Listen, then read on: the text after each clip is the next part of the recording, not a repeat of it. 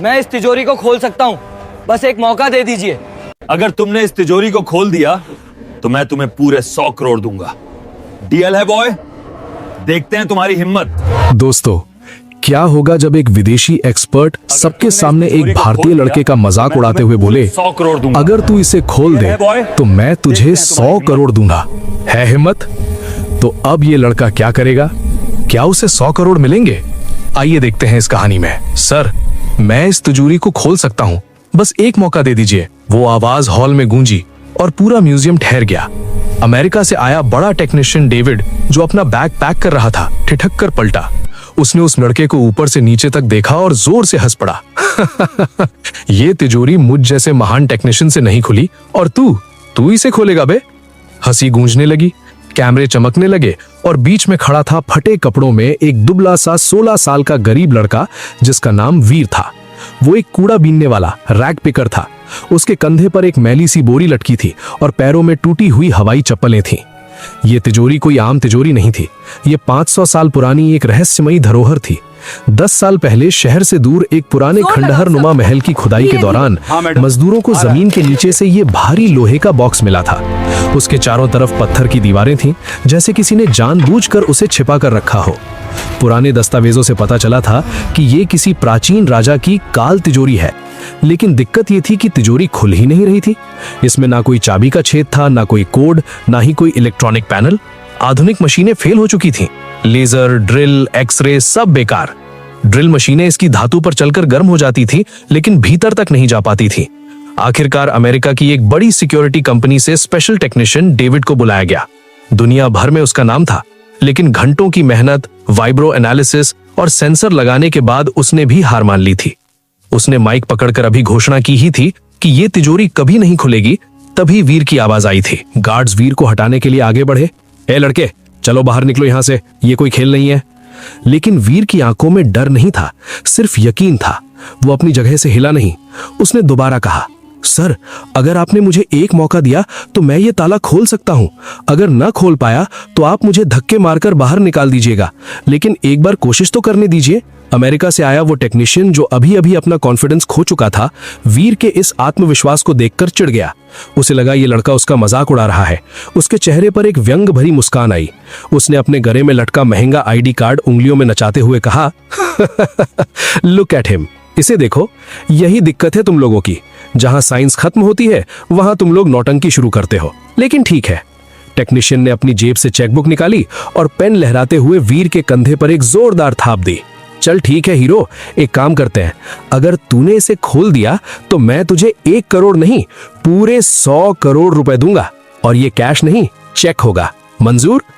उसने हंसते हुए पीछे मुड़कर भीड़ की तरफ देखा, जैसे कोई सर्कस का एक्ट शुरू कर रहा हो। लेडीज एंड जेंटलमैन, अब ये कचरा उठाने वाला लड़का हमें साइंस सिखाएगा। भीड़ में हंसी दौड़ गई। कुछ पत्रकारों ने कैमरे वीर की तरफ घुमा दिए, नया तमाशा वाली भावना के साथ।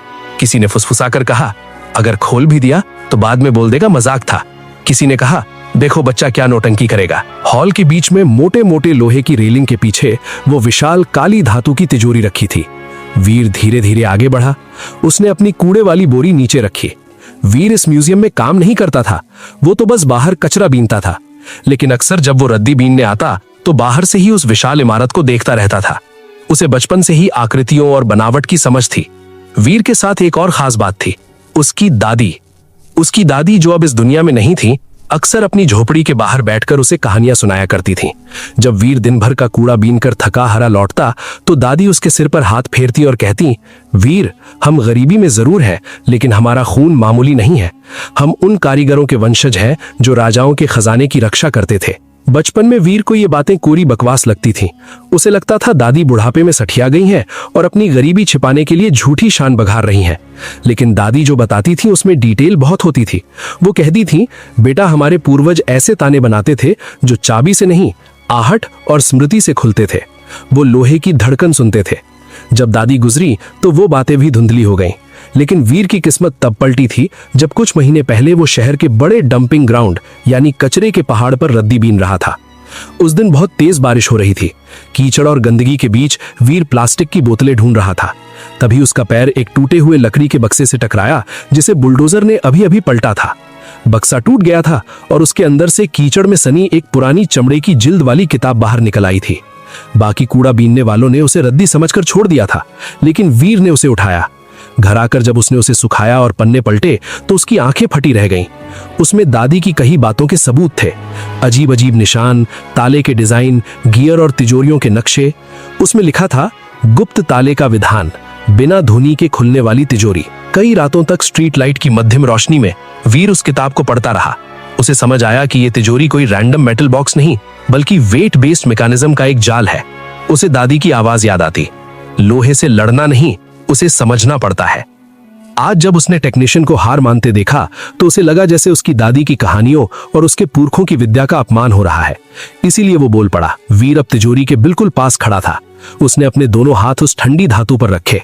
उसने आंखें बंद कर लीं। कोई मशीन नहीं, कोई हथौड़ा नहीं। सबको लगा अब ये मंत्र पढ़ेगा। उसने तिजोरी के एक साइड पर किनारों के पास उस जगह हाथ रखा जहां हल्का सा उभरा हुआ हिस्सा था जो आम आदमी की नजर से छूट सकता था। उसने उंगलियों से वहां हल्की थाप दी, ठक ठक, जैसे वो तिजोरी से बात कर रहा हो। उसे धातु के अंदर से हल्की सी गूंज सुनाई दी। दोस्तों, कहानी में आगे क्या हुआ ये जानने से पहले अगर आप ऐसी ही दिल को छू लेने वाली कहानियां सुनना पसंद करते हैं तो अभी हमारे चैनल को सब्सक्राइब कर लें और घंटी दबा दें ताकि कोई भी नई कहानी आपसे मिस ना हो। और कमेंट करके जरूर बताएं कि आप ये वीडियो दुनिया के किस शहर या गांव से देख रहे हैं। वापस कहानी पर आते हैं। वीर ने दोनों हाथों से दो अलग अलग जगहों पर एक साथ दबाव डाला, फिर छोड़ा, फिर तीसरी जगह हाथ रखा। उसका पूरा ध्यान उस कचरे में मिली किताब और दादी की बातों पर था। पहले ऊपर वाली प्लेट, फिर नीचे का वेज, फिर दाहिने की स्लाइड। मीडिया वालों को यह बोरिंग लग रहा था। कुछ ने कैमरे नीचे कर लिए। कुछ नहीं होगा, टाइम पास है, कोई बड़बड़ाया। अमेरिकन टेक्नीशियन भी घड़ी देख रहा था और हंस रहा था। तभी वीर ने आखिरी बार तिजोरी के एक किनारे पर हथेली रखी और बहुत हल्के लेकिन स्थिर दबाव के साथ कुछ सेंटीमीटर स्लाइड जैसा मोशन किया।